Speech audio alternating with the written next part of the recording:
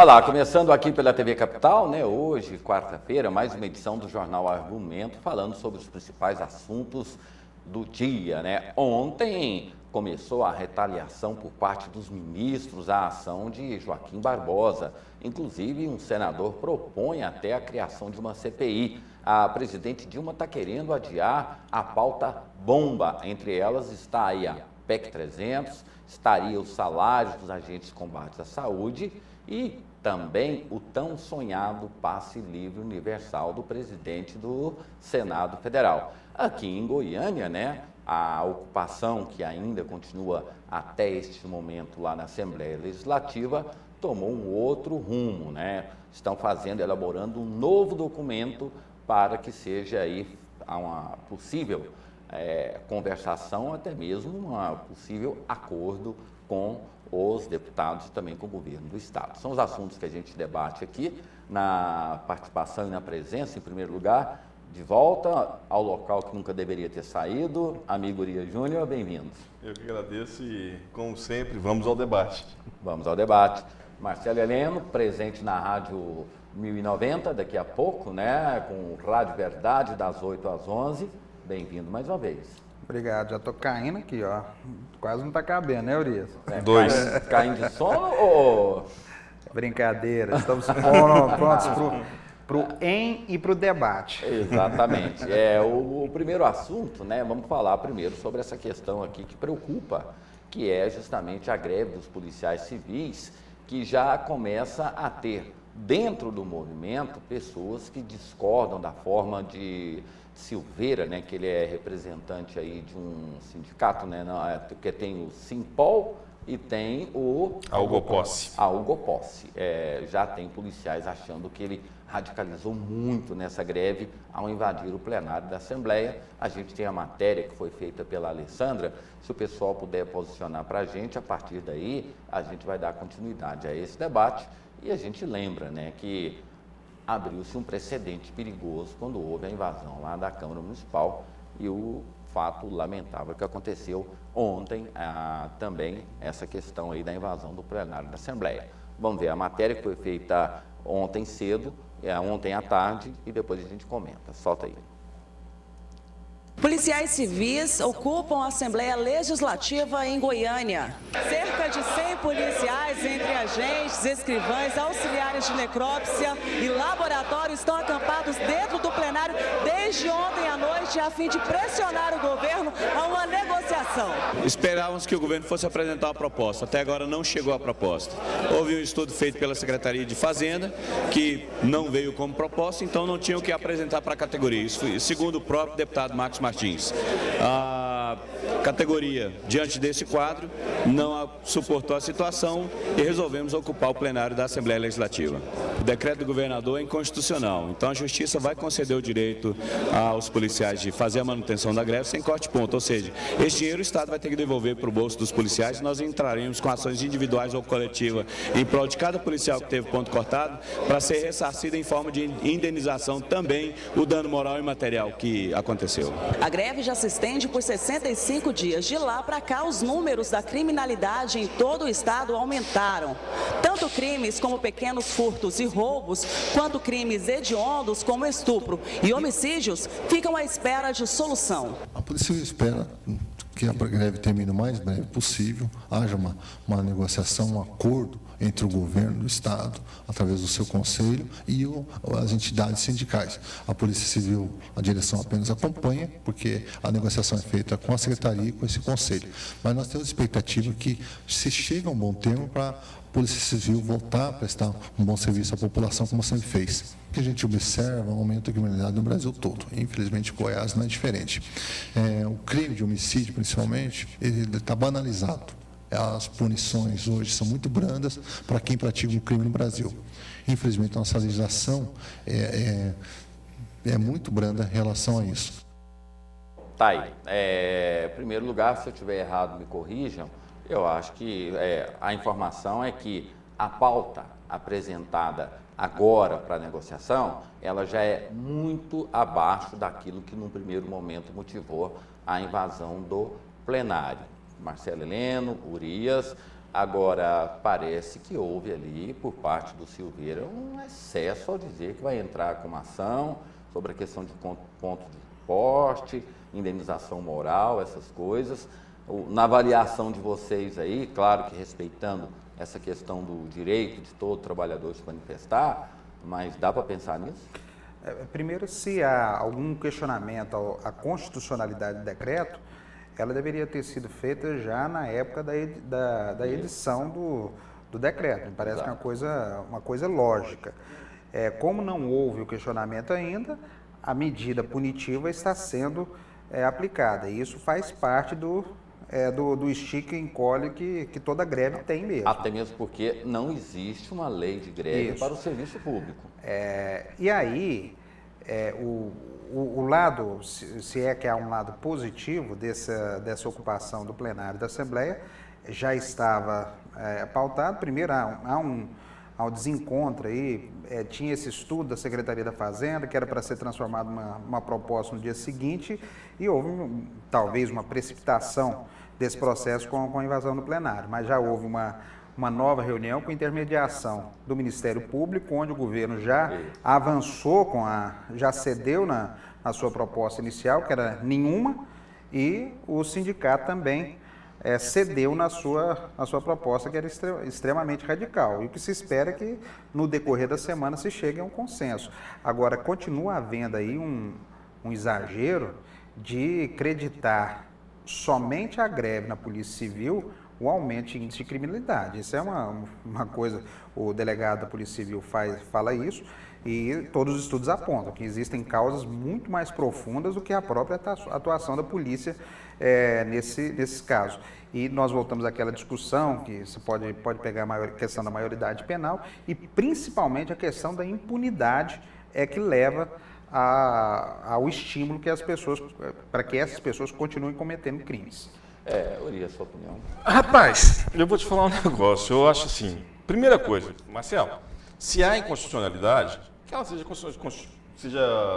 há a possibilidade de se questionar isso a qualquer momento. Se não foi questionado antes, está questionado agora, eu acho que cabe ao judiciário dizer se é ou não inconstitucional. Sim. E não a gente aqui, porque também não vou entrar no mérito, até mesmo mas porque eu não falei isso, não conheço o mérito. Não, eu não falei isso, não. Quem falou foi o presidente do Sindipol.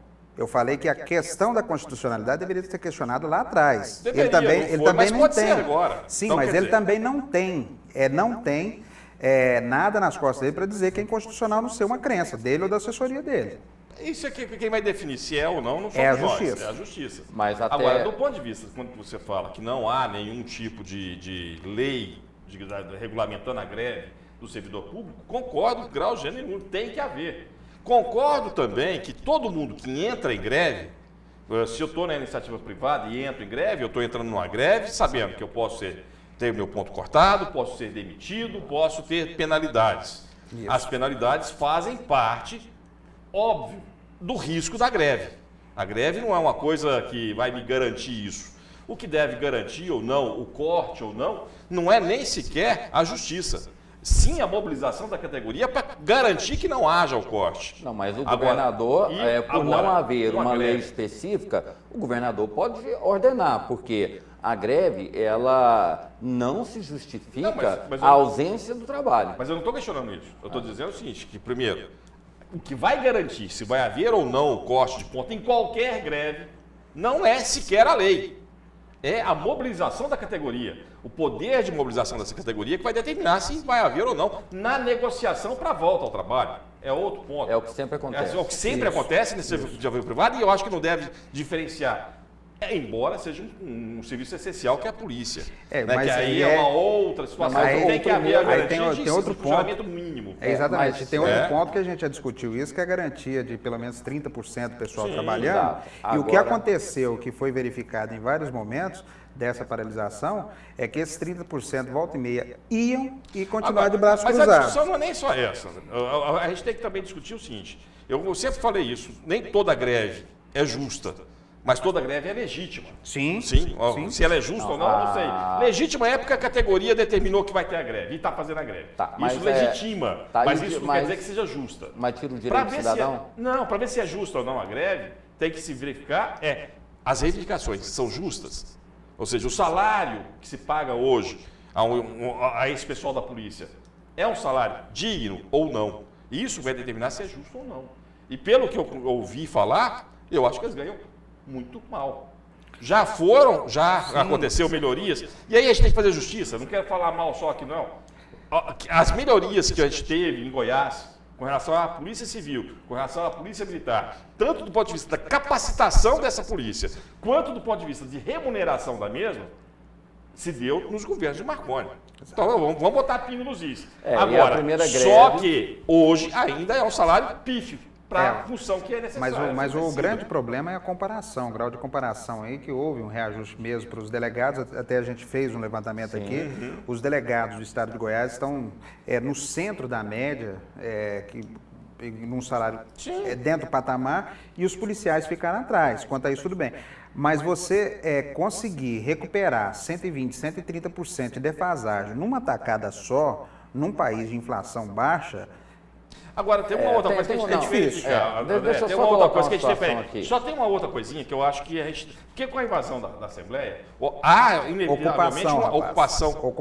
Ocupação e invasão depende de quem está falando. Não é invasão. Depende de quem está falando. Se não houve autorização... Essa invasão é termo do século passado. Nós estamos falando de ocupação. Não, mas quando não é autorizado, é invasão. Depende se você é da situação ou oposição, e é isso que eu quero chegar aqui. Ocupação. Porque o que está havendo agora é uma discussão política dessa greve também, não é só a reivindicatória de salário, não.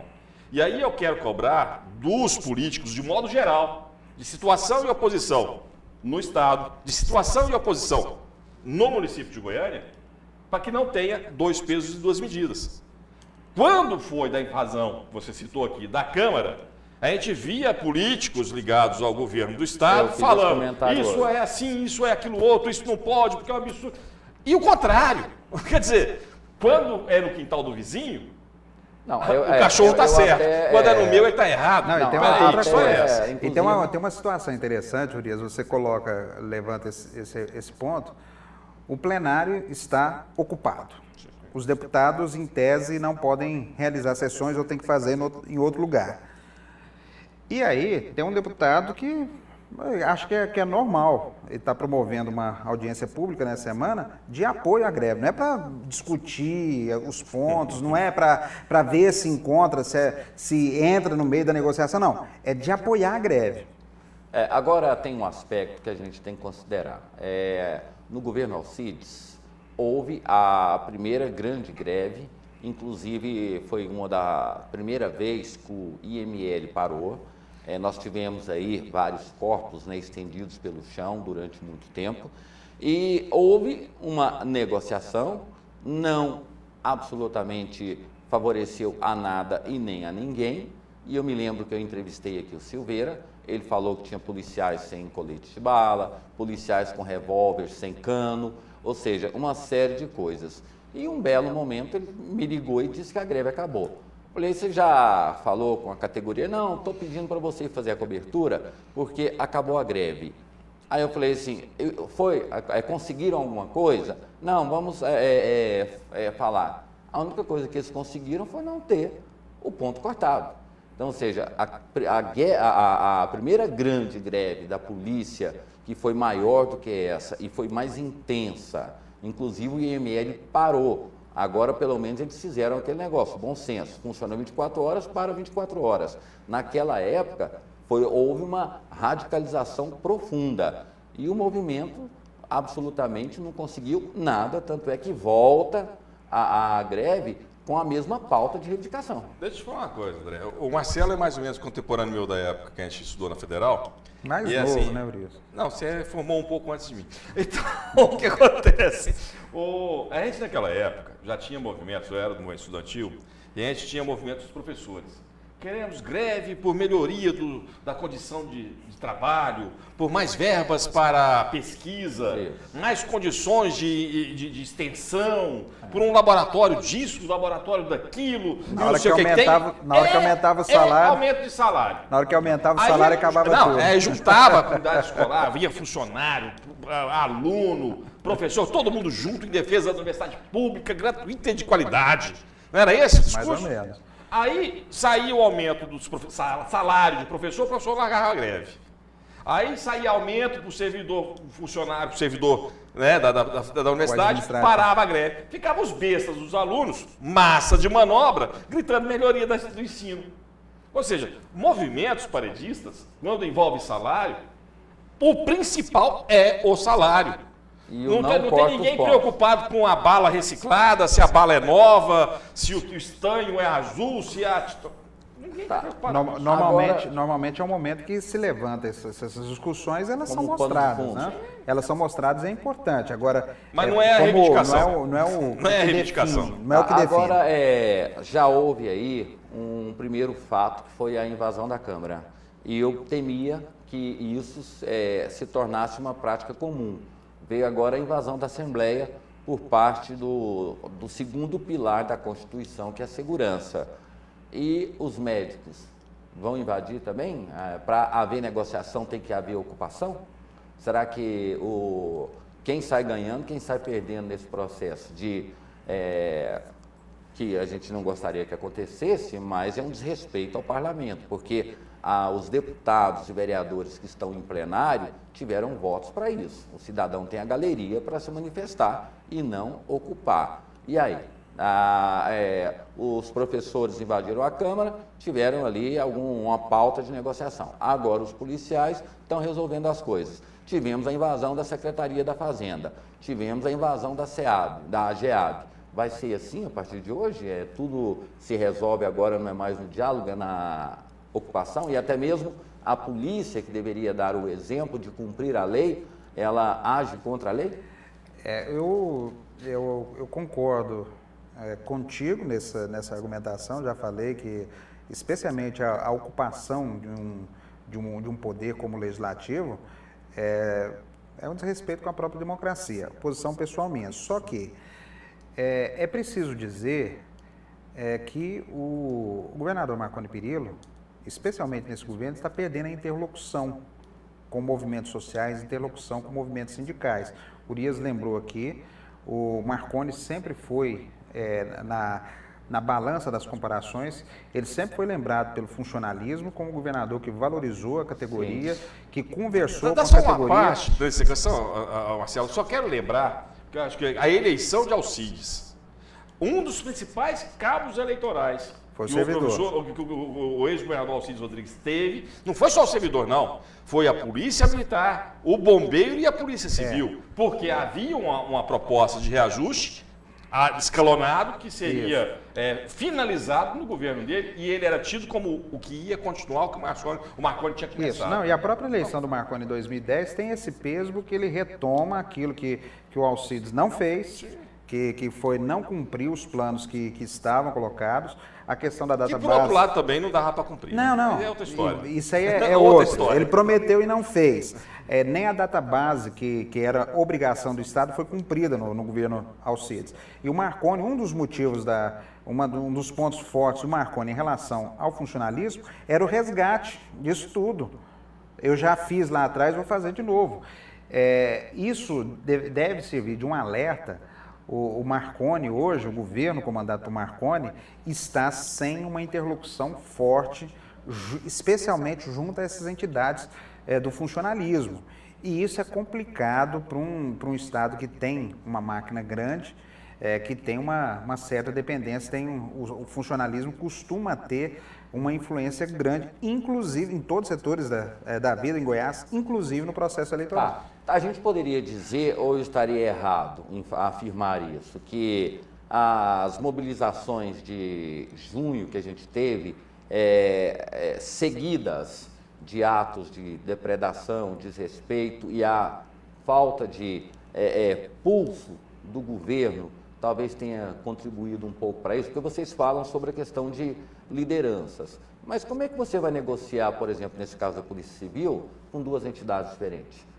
No caso, professores com duas entidades. Tem algumas entidades que têm aí 4 sindicatos que representam. Não houve uma fragilização do poder público diante do que aconteceu no Brasil e está acontecendo ainda, e não há havendo uma resposta para isso? Talvez naquela época a gente discutia isso. Qual seria o futuro dessas ações? Mas esse é um processo que já vem anterior às manifestações. Essa questão do respeito ou não respeito, essa divisão Não, mas dos invasão movimentos. de Assembleia, invasão de Câmara... Não, isso- pode até encorajar, mas o aspecto que gera isso tudo, que é a falta de interlocução, já é anterior. Uma coisa é real. A classe política, de uma maneira geral, e não vamos nos iludir, os líderes sindicais estão envolvidos nessa classe política, tem hoje interesses, discursos e práticas muito distantes da população, do que o cidadão do espera. interesse até mesmo dos representados. Isso. E essa é uma das explicações, se a gente quiser analisar o viés eleitoral. A mais recente pesquisa do Ibope mostra uma melhora no quadro para a reeleição da presidente Dilma Rousseff. Em tese, ela teria que ficar muito tranquila com isso, mas revela que o eleitor, assim como as pesquisas locais já tinham mostrado, 62% dos eleitores querem mudança. Como é que você explica? Eles querem mudança na política. Exatamente. E os nomes, muito provavelmente os nomes que estão colocados no processo, eles não conseguem capitalizar esse sentimento de mudança da população. O recado que a população está mandando é o seguinte: nós queremos mudança na política, não necessariamente de nomes ou de partidos, Mas aí fica essencialmente uma coisa, práticas. Mas me explica posso falar uma isso. coisa? Não, Espera aí. você vai falar, deixa eu te fazer uma pergunta. Nós queríamos mudança, mas quais? Todas ao mesmo tempo? Volto a dizer, primeiro com relação à primeira pergunta sua, uma coisa é uma coisa, outra coisa é outra coisa. Como diria um grande sábio que inventou essa frasezinha. Uma coisa é uma coisa, outra coisa é outra coisa, e não misture as duas coisas. Uma coisa é as manifestações de julho, no meio do ano. Né? Outra coisa é esse movimento paredista que a gente está vivendo em Goiás. Até mesmo porque eu não vejo em Goiás a mesma coisa que acontece em Rio de Janeiro e São Paulo, principalmente. Por dois motivos. Rio de Janeiro e São Paulo, eu acho que tem uma grande influência do movimento anarquista. Não é bagunceiro, não, é anarquista mesmo, ideologia anarquista. Daquele anarquistas, graças a Deus. Não, vandalismo. Não, porque o mas anarquismo é uma anarquista. forma de poder. Não. É anarquista, É diferente. é teoria de Bakunin, sabe? É uma coisa discutida, não é coisa assim, não é bagunça. Porque leva a movimentações radicais de quebra-quebra e tal, tudo que tem. Mas também há, na minha opiniãozinha, de bobinho, aqui em Goiás, longe dos grandes centros, que há também uma influência do crime organizado. Eu creio nisso. Creio, embora não tenha nada já foi que diga provado, isso. já foi Mas provado. assim, mas negam. Sim. Certo? Agora, isso é uma coisa. Agora, com relação a esse recado das ruas aos políticos, eu acho que vamos mais longe ainda. Quando você fala, uma coisa que o delegado lá falou, sobre a questão das leis frouxas, né? Essas leis frouxas, aí não dá para você também, vou despolitizar esse discurso. Não é culpa do Lula, da Dilma ou do FHC. É culpa de todo um sistema que se discute na justiça, fazer justiça no Brasil, que é afrouxar. É um processo que vem acontecendo já desde 88, desde a Constituição. Talvez por uma crise de identidade pós-ditadura militar. Não, aí a gente teria que discutir uma coisa mais antropológica, filosófica, escambau. Mas é algo que vem lá de trás. E há uma dissociação, sim, entre o que o povo quer na rua e que o político acha que o povo agora quer. só- Isso pera é um tão pouquinho, verdade, Marcelo. isso é tão verdade. É bom a gente tocar nisso. Eu estou extremamente preocupado. Dentro da teoria do acordo, do consenso e tudo mais, é uma situação real. Aluno de escola pública pode entrar armado na escola? Não podia nem estar andando na rua, né? Aí o que está acontecendo? Tem problema nas escolas, vários problemas de disciplina nas escolas, inclusive esse, do risco do aluno levar armado, e houve um acordo aí do batalhão escolar com o Ministério Público, a polícia não pode mais entrar dentro da escola para retirar o... Tá. Agora imagina, isso vira responsabilidade da escola, que não tem estrutura nenhuma de segurança. Não tem um, não Mas tem vamos segurança voltar com um aqui, traque na mão. Vamos voltar aqui, uma coisa que eu falei e que eu queria que vocês pensassem.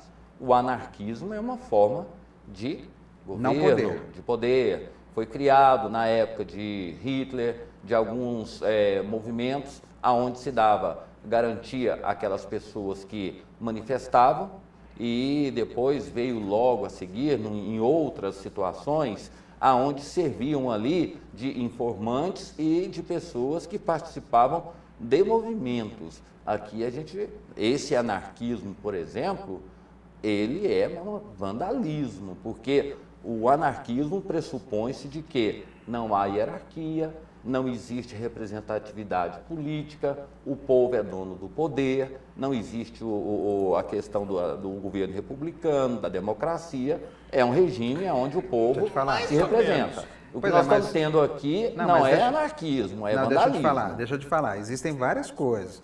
Existem as pessoas que participam dos movimentos sociais e têm já a prática de ir para as ruas, levar a manifestação, concordo com o Urias, e isso é fraco aqui em Goiás.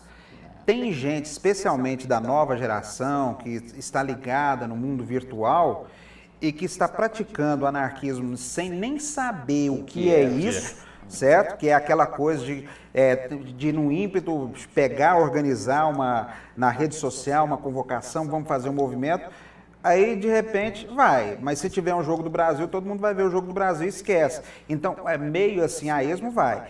E o que você está chamando a atenção, aí já é envolvimento com crime organizado, que não tem nada a ver. Isso é outra coisa que não tem nada a ver com o movimento político. Esses black box, por exemplo, eles não têm nada que vincule ao anarquismo. Eu não sei, eu acho que tem sim. Mas veja bem, peraí, vamos por partes. Vamos por partes, que eu acho que não vai dar tempo para discutir. Peraí. A grosso modo, o anarquismo é o seguinte: não existe poder pré-estabelecido, o poder é exercido pelo povo, sem intermediário, sem autoridade, a autoridade é a autoridade do povo, mas não é bagunçado. É tudo definido em reuniões, onde o próprio povo discute e decide os seus caminhos. Né? Mas agora, não deu certo com o Soviets, não vai dar certo. Agora, nesses grupos aí, a gente precisa diferenciar. Existem dois grupos aí que praticam vandalismo. Um que defende a prática do vandalismo como atitude política. Eu, particularmente, não concordo, mas é isso que eles pregam, certo? Visando uma revolução. Isso. É que acha que é agredir, uma empresa está agredindo o capitalismo. Se destruir uma estrutura de governo, se estraga uma estrutura de governo, está atingindo o governo. Agora, e os black blocs têm, de certa forma, essa pregação. Agora, o que a gente vê é, de novo, o grupo ligado ao crime organizado, já tem confissão no Rio de gente falando nisso, se apodera da forma para praticar o vandalismo puro e simples com o objetivo de quê? De tentar desmoralizar o Estado e especialmente a estrutura policial. São duas coisas diferentes. E a questão do anarquismo tem que ir para o intervalo, aí né? só uma coisa, só para a gente lembrar uma outra coisa aqui. Intervalo, senão vira anarquia. A questão do anarquismo, política e crime organizado. Aonde é que é buscada as drogas para o Brasil? Na Bolívia. Bolívia e Colômbia. Aonde Fernandinho Beiramar fez contato, vou pegar ele como exemplo, com quem? Com as Farc, que é um movimento revolucionário colombiano de esquerda. Lá ele teve contato com táticas de guerrilha, etc. e tal. Aqui no Brasil, você pode ter noção que lá naquele lugar, ali nos morros cariocas principalmente, aonde tem um ex-paraquedista das Forças Armadas, um ex-paraquedista da reserva, um cara de 18 anos, quando chega no morro, ele é disputado a tapa pelo crime organizado. Isso é verdade. Nós vamos para o intervalo, agora só essa questão do anarquismo, né? Eles defendem o fim do socialismo e do capitalismo. Fim do governo. E de governo. Só que eles estão praticando as ações todos com iPhone, iPad, tênis da marca, camisa da marca. Aí é fácil, né? Aí eu lembro de um amigo que eu tinha, que ele era comunista, arrumou um emprego na Caché e virou socialista. Então é meio complicado esse negócio. Mas de carrão chega mais rápido na Exatamente. De carro a gente chega mais rápido na revolução contra o capitalismo. Depois do intervalo, a gente fala sobre a reação aí dos ministros do Supremo, sobre a ação de Joaquim Barbosa. O Senado Federal também já estuda uma reação, inclusive propondo até explicações de Joaquim Barbosa sobre o que aconteceu e a pauta bomba da presidente Dilma, porque não é só em Goiás que a situação está difícil, não. A presidente Dilma já ordenou que para 2014 gasto zero. Assuntos para depois do intervalo. A gente volta já já.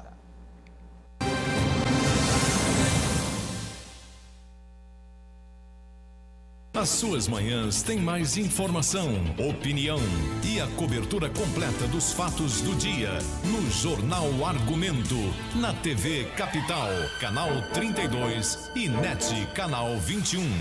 A maior e a melhor equipe de jornalismo traz para você, a partir das 7 horas da manhã de segunda a sexta-feira, tudo o que acontece na política em Goiânia. E só no Jornal Argumento você tem os comentários de André Marques, um dos jornalistas mais respeitados do estado. Comece o seu dia com a melhor informação e opinião. Assista ao Jornal Argumento, TV Capital, a imagem de Goiás.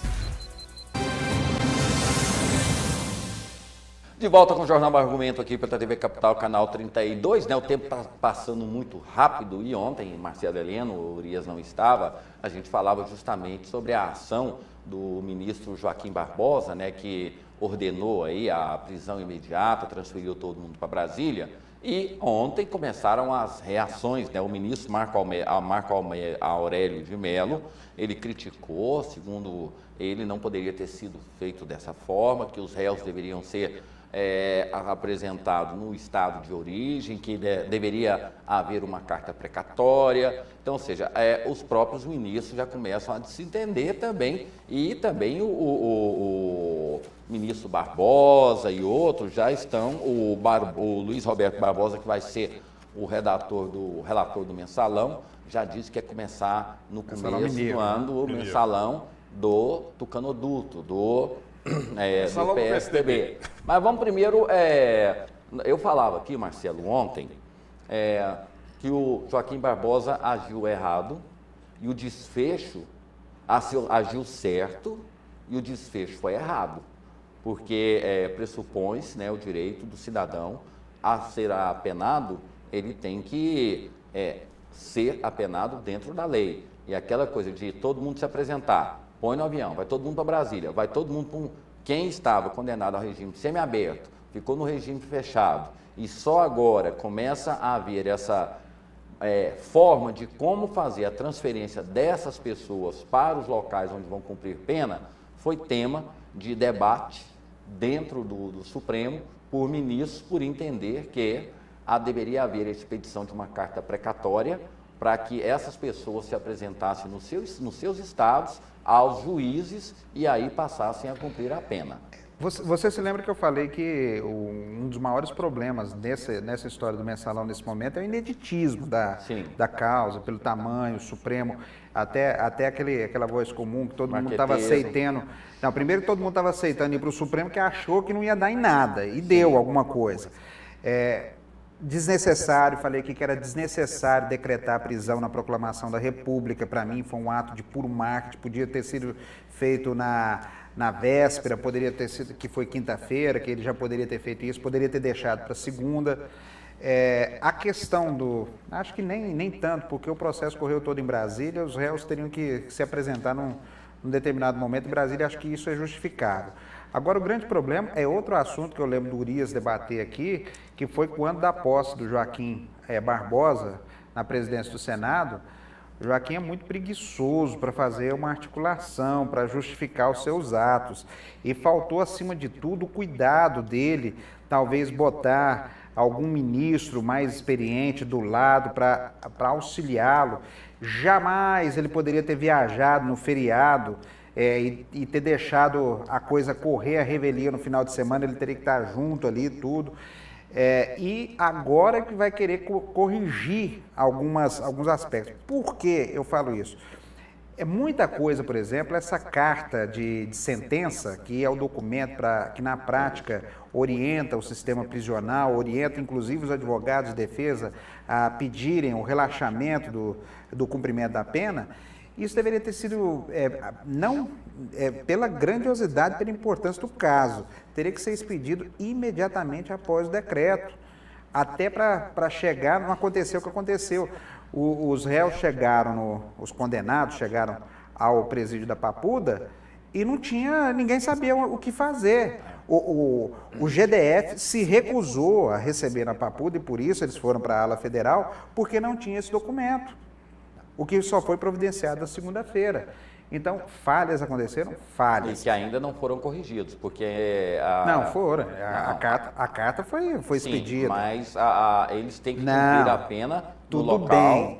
tudo bem, mas um detalhe é o seguinte, e isso é um erro que nós estamos fazendo e outras pessoas estão fazendo, o semiaberto não significa que automaticamente, ao receber o documento lá, o preso vai sair para trabalhar, ele tem que indicar, estou trabalhando em tal lugar. Certo? E se houver na colônia penal, por exemplo, serviço lá, ele perde a prerrogativa de sair, porque ele pode prestar serviço dentro da colônia. Exatamente. Então, se ele não tiver a ocupação definida, local definido para estar durante o dia com seus afazeres e retornar para dormir no presídio, como determina o semiaberto, isso aí tem que o advogado indicar isso, é um pedido que vai fazer agora ao juiz da responsável pela execução penal, lá em Brasília, e vai correr. Como é o caso, por exemplo, do pedido de prisão domiciliar para o Genuíno, já com a transferência dele em São Paulo, que o ministro Joaquim Barbosa preferiu ouvir o Ministério Público, o que também está dentro da normalidade. Agora, o abuso aconteceu foi no final de semana, não é nem tanto nas atividades agora do final de semana, e esse aspecto. O Joaquim Barbosa é péssimo na articulação com seus pares, ele não quer isso. A primeira coisa, eu quero só resgatar coisas que eu já disse aqui há muito tempo atrás. Tudo que parece é. Não. Então, a gente parte dizendo que não, o julgamento está errado. Eu já Porque falei sobre isso. essa história, quando o doutor Ari estava aqui, era bom porque ele embasava isso mais. Eu tenho um bloqueio com esse princípio evocado pelo ministro Joaquim Barbosa, para fazer as condenações, principalmente do Zé Dirceu e do Genuíno, que é a realidade dos fatos, né? Ou seja, o princípio da realidade... Teoria do domínio do fato. Domínio do fato, é isso. Eu tenho um Exatamente. bloqueio com essa, porque eu não acredito nisso. Esse negócio de domínio do fato E o princípio quer da dizer o presunção. seguinte, Deixa eu só abrir domínio um do parênteses. fato Peraí, um tudo pouquinho. que parece Calma. é isso. E a questão Abre da um presunção. parênteses, eu já falei Eu não aqui, quero. em relação ao José Dirceu, eu concordo plenamente. Agora, o Genuíno, como presidente do PT, ele assinou toda a papelada. Mas Aí há é... algumas coisas Uma que já coisa, foram levantadas. mas aí é o tal negócio. Ele é Assinou a papelada. responsável, Urias. Seja como for, eu acho que essa questão do domínio do fato é uma grande lambança. Porque o princípio que rege o nosso direito é, primeira coisa, aquele negócio de indúbio pro réu foi embora por água abaixo. A história de que cabe a quem o acusa provar foi por água abaixo. Exato. Ou seja, foi uma mudança geral. E eu não acho que tenha sido para melhor. Então, uma grande lambança essa questão. Segunda coisa, você foi muito bonzinho em dizer que ele é preguiçoso em articular. Joaquim Barbosa não é preguiçoso ao articular, não. Ele é ditatorial. Ele é extremamente... Radical. Não, que o cara vou usar um termo do nosso aqui, Ortodoxo. mandão, tá? Coronel, para usar termos goianos. Ele é isso. Por que ele é isso? A gente tem inúmeras passagens que comprovam isso. A história do jornalista lá, do Estadão, que ele mandou o cara catar coquinho. Aí a história dos gastos dele. Não, a história da compra do pistoleiro. apartamento lá, que até hoje não entendi e não quero entender também. A história do apartamento em Miami. Que ele chamou Quer dizer, o outro ministro lá de... dono de pistoleiro. queria bater no ministro, no Eros Graus. Não, Lewandowski. Não, no Eros, foi antes isso. Ele queria bater no velhinho, rapaz. Então, quer dizer, é um cara truculento, tá? E mostrou a sua truculência na execução da pena. Não estou aqui discutindo se tem que cumprir ou não. Está condenado? Tem que cumprir. Ponto. Agora, o que ele fez foi uma grande lambança para a justiça em todos os momentos. E eu falei aqui, queria que vocês analisassem. Eu acho que se fosse um outro presidente no STF, a gente poderia ter chegado do jeito que chegou? Talvez sim, talvez não, mas talvez também com um melhor resultado, mais positivo ainda para a nação. Agora o que eu queria que vocês analisassem, o tempo está acabando. Tá, Deixa eu só correr. para concluir, então, para acabar essa avaliação sobre a questão do Joaquim Barbosa. Eu acho que ele fez uma grande lambança, é um cara autoritário e como está usando de questões, como é que eu vou dizer? Subjetivas. Não. publicitárias, marqueteira, midiáticas, marqueteira. marketing. Não duvido nada que vai sair candidato aí a alguma coisa. O que eu tenho a dizer, eu conversei com o Marcelo aqui ontem e me preocupa muito, porque a sociedade, ela está fazendo festa quando a gente deveria estar chorando, porque os nossos líderes chegaram ao poder e estão sendo presos. Para a democracia, isso é ruim, porque esperar o quê dos próximos, né? E o mais importante, essa ação de Joaquim Barbosa, como Urias disse, porque o princípio da lei, ele diz que, até que se prove o contrário, todos são inocentes. No caso de José Dirceu, ele utilizou-se do princípio da presunção, não existiam provas. Essa questão, na dúvida pro réu, ele também não deu considerou isso. E o outro fato também levantado pelo Urias aqui, né, o direito que todas as pessoas têm, independentemente de qualquer coisa. Agora, o que me preocupa é o fato de que nós podemos ser os próximos. Esse que é o problema. O futuro é esse, não é? Não estamos aqui defendendo Genuíno, José Dirceu, não. Estamos defendendo o cidadão brasileiro, porque tem o princípio da presunção. Por exemplo, se você está na sua casa, encostado num carro que não é seu, o policial pode te prender porque ele está presumindo que você vai roubar o carro. Ou que já roubou. Então, assim, esse princípio da presunção que foi utilizado é perigoso.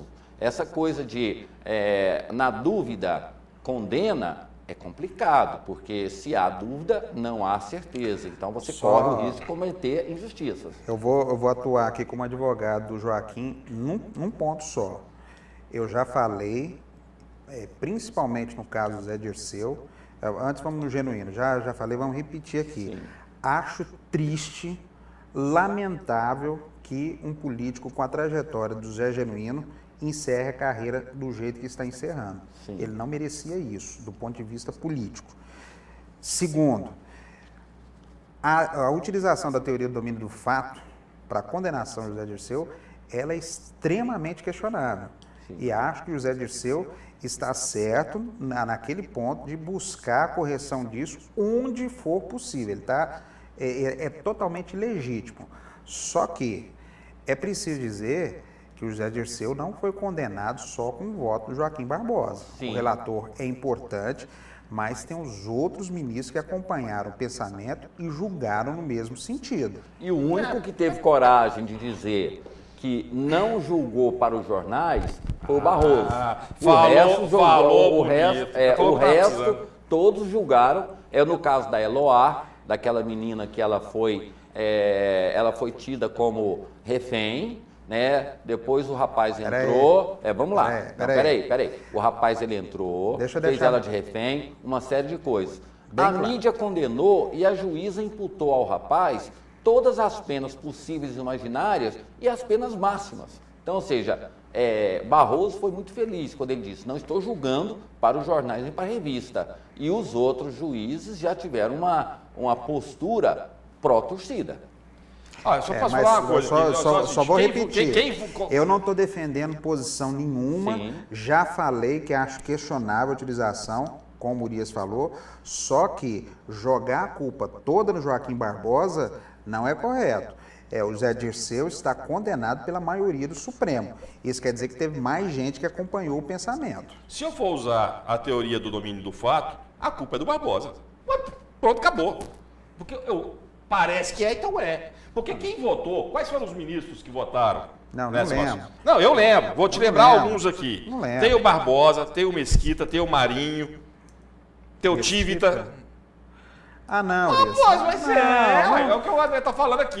Quem votou foi a organização, a Globo, foi a Veja, foi não vamos entrar nesse tipo de... Folha. Esse tipo de argumentação é meramente dos grupos políticos que estão Mas envolvidos nisso. Todos de grupo ou deixar de grupo, para é verdade, é fato. Daqui a pouco, nós temos que começar a concordar que o Supremo virou um tribunal de exceção. Não. Em algum aspecto, sim. Mais político. Não. Em algum aspecto, sim. Não é. Se é político, é de exceção. É o único tribunal... Se é político, é de exceção. É o único tribunal de exceção do mundo que transmite suas sessões ao vivo. É o único tribunal de exceção do mundo. Mas faz o quê? isso. A Al Jazeera faz isso também. Não, mas transmite A Al as suas Jazeera faz isso sessões. também. Al Jazeera não é tribunal. Não, mas o transmite os STF, tribunais. eu já disse isso. O grande erro foi colocar o STF na televisão, porque os votos dos ministros, que às vezes se resumiam a 3 ou 4 linhas, viraram horas. Porque eles davam ali uma aula, falavam sobre assuntos que não eram ligados àquilo, inclusive buscavam fatos. Então, ou seja, a mídia, queira ou não queira, ela interfere Sim. na Sim. posição e na situação. Uma coisa que nós já comentamos aqui, na passar dos embargos infringentes, aquele voto final do Celso Mello foi adiado em praticamente uma semana. E ele foi dar uma aula, dar aquela aula toda. 4 horas. Uma bobagem. Ele poderia perfeitamente, estava todo mundo sabendo como é que ele ia votar. Ele desse um voto de 3, 5 minutos, encerrava a sessão, já começava a contar novo prazo e tudo mais. Ele tinha Isso 2 é horas, bobagem. Essas votações, quando tem o relator e o revisor, normalmente o relator fala, o revisor fala, aí os outros votam assim, com o relator, com o revisor, Isso. com o relator, com o revisor. Isso. Na Com Assembleia, esse negócio na agora Câmara, midiático, não, porque o ilustríssimo ministro, que não sei o que, caixinha de fósforo. Peraí, também tá Eu concordo com você. E outra sim. coisa, há uma postura assim, hoje você falar qualquer coisa contra os grandes grupos de imprensa, os grandes, Isso. você é ridicularizado, porque a gente conhece isso desde muito tempo. A manipulação da opinião pública existe. Isso não é no Brasil, não. É em qualquer lugar do mundo. E tem havido aí por parte do cidadão algo muito importante, que é o discernimento e o entendimento E político. dos dois lados, tá? Muitas emissoras que eram líderes de audiência e mostravam aqueles fatos que a ela eram interessantes, hoje elas estão perdendo audiência, porque já não falam mais a língua do povo, fala a língua dos poderes. Mas vamos passar para o outro fato, né, que é essa questão, eu não sei quanto tempo a gente tem, mas eu sempre tenho dito aqui um assunto que é polêmico, leva-se muito tempo, mas criou-se Então, uma não tem discussão, interna sobre, criou-se uma discussão interna sobre essa questão agora, se o sistema carcerário está apto ou não para receber essas pessoas. E eu sempre falei sobre isso, sobre a questão da redução da maioridade penal, né? Os presídios não estão, aí deixa esse pessoal todo. Agora, a discussão não é mais se coloca esse pessoal que cometeu crime, que não foi de atentado contra a vida das pessoas, junto com aqueles homicidas, atrocidas e também outros. Agora a discussão é sobre o sistema carcerário. Fala-se que o fundo de penitenciário deixou 500 e tantos milhões, não se investiu nada. A discussão agora está na questão prisional. Então, ou seja, penso eu que seria a hora da gente discutir também a questão prisional para também receber pessoas com idade, seja lá qual for, mas para a gente ter uma discussão só, né? O sistema carcerário e não 2 discussões, né? Não vamos levar para lá porque lá não corrige. Não vamos levar para lá porque lá vai misturar gente grande com gente pequena, rico com pobre. Esse foi o debate que foi levantado por vários ministros, Barroso, vários, sobre essa questão do sistema carcerário. Ou seja, você colocar pessoas igual Dirceu, Genuíno, essas coisas, que cometeram crimes de corrupção, junto com pessoas que podem ali, eles serão uma moeda de troca muito boa no caso de uma rebelião. Teoricamente podem ser sexualmente também, como aconteceu aqui naquela rebelião do Sepaigo, que autoridades foram violentadas, foram humilhadas, essas coisas assim. É um debate importante, né? Eu acho que é o grande debate que pode suscitar agora, a partir das declarações que nós já reavivamos aqui do ministro da Justiça, que preferia morrer do que ir para uma cadeia no Brasil, do ministro do Supremo, Dias Toffoli, dizendo que cadeia não corrige ninguém. Exato. A questão é a seguinte, qual é a solução? Se cadeia não corrige ninguém, se cadeia não é lugar para a gente, o que fazer com o nosso sistema prisional? Essa é a grande discussão, não é só por causa do mensalão não, mas é porque essa é uma coisa que mexe com a vida de E agora nós vamos milhares de debater. pessoas no Brasil inteiro. Nós temos mais de 600 mil pessoas que estão no sistema carcerário e agora, pelo menos, nós vamos ter um debate, ou poderemos ter um debate aí sobre a questão do sistema carcerário. Eu tenho certeza do seguinte, André, esse tipo de argumento não pode ser mais um a ser utilizado para não se punir ninguém nesse país. Sim. Porque se o critério foi esse, que as cadeias nossas são muito ruins, que cadeia não corrige ninguém, então deixa todo mundo fazendo o que quiser na rua. Põe eles na cadeia e o debate não é mais colocar na cadeia, é melhorar a cadeia. A cadeia não, presídio. Vamos por partes, porque eu acho que a questão da Mais 5 minutos, eu maioridade tenho penal outra- não dá para discutir aqui hoje. Não, isso não dá, a maioridade penal não dá tempo.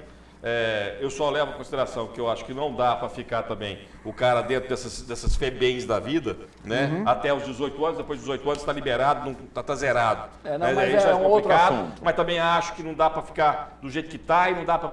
Se a gente passa para 16, aí depois o crime organizado está usando os 14. Então é complicado, não é uma coisa demais. Agora, com relação ao sistema prisional nacional brasileiro, em primeiro lugar, vamos botar esses caras para trabalhar. Tá? Primeira coisa, ponto. Para isso tem que mudar a lei, essa lei frouxa. O problema é a lei frouxa. É uma forma... E aí ó, não adianta vir delegado, governador, prefeito, vereador, deputado estadual, ficar falando, porque não sei o que tem, não. Não.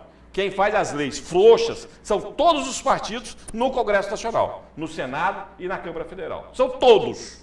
Todo mundo tem lá dentro dos seus partidos, aqui tem os Bolsonaro da vida e tem os bonzinhos da vida. Tem os radicais e tem os partidos tem de tudo ali e todo mundo é responsável pelo que sai.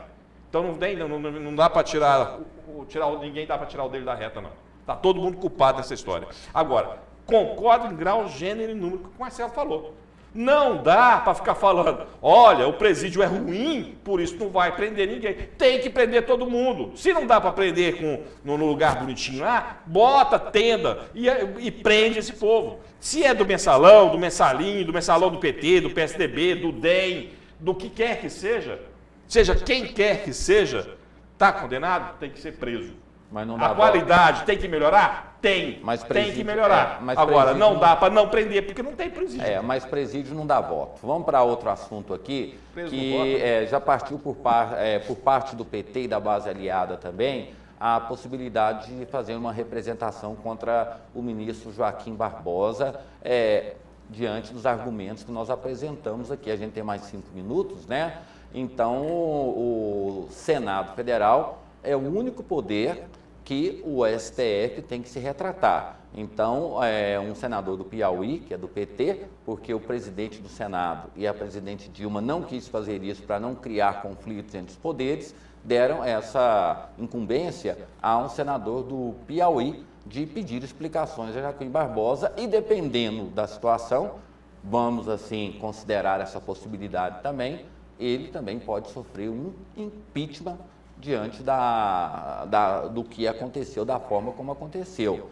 Menos, né, André? Não. Possibilidade existe, mas não vai acontecer. Nós estamos falando. Inclusive, muita gente... Espera aí, essa história começou no encontro, na reunião da Executiva Nacional do PT. A ideia inicial era que o próprio PT entrasse com a representação. O partido recuou, porque seria o confronto final que não seria bom para nenhum dos dois lados. Aí houve esse entendimento que caberia a alguém no Senado fazer essa representação. O que vai gerar um conflito? Vai. Joaquim Barbosa está sujeito a dar explicações? Está. Partindo do princípio de que ele é um homem público, sustentado com dinheiro de todos nós e que deve sim satisfação à sociedade. Ele vai ter que explicar sim. Eu tenho outro assunto, vamos mais rapidinho, que nós temos 4 minutos. E eu acho que é isso. Agora, não vai dar impeachment. Não vai dar impeachment. Não estou falando que vai dar, falei que pode até. Né? Não vai dar impeachment, não. Isso é fala no momento do calor, Sim. depois o pessoal Não, afoga o as processo mágoas, permite abaixa a chegar opinião. nisso, mas não vai vai chegar. chegar. Está previsto. Como Igual, tudo- igual a questão do homicídio. A pena varia de tal a tal, dependendo da Certamente, situação tal. Agora, só que, gente, eu só discordo certamente, só discordo certamente de uma alguém coisa. já chegou para os mais inflamados, calma, o mandato dele está terminando, o Lewandowski vem aí. Mas só que tem uma coisa, uma coisa só que eu discordo. Ele não pode dar satisfação, não. Ele não deve, não. Ele tem que dar satisfação. Ok. O assunto final do programa, a presidente Dilma se reuniu ontem com todos os ministros e disse que em 2014 a questão do salário aí, salário base, daquele pessoal que cuida da dengue, essas doenças, né? O salário, o piso não vai ser estabelecido, que era R$ 1.200, cada prefeitura ou cada estado vai ter que se virar. A questão da PEC 300 também está esquecido e todo e qualquer gasto para 2014 está definitivamente cortado porque o governo não tem mais dinheiro. Como é que Dilma vai fazer campanha sem isso? Tem que entender o seguinte, sem dinheiro para o governo federal é uma coisa... É meio assim, dizer que a Casa da Moeda não tem moeda. Sabe? Eu acho que vai ter dificuldade sim, vai ter cortes. Inclusive sim, o passe mas- livre de Renan Calheiros vai por água abaixo. E um outro detalhe, como é que vai ficar Goiás, por exemplo? Que a gente as obras estão tocando aqui, que o dinheiro do governo federal já está tudo aqui mesmo, já está garantido, guardado? Já não, o dinheiro das obras do governo de Goiás é dinheiro de empréstimo.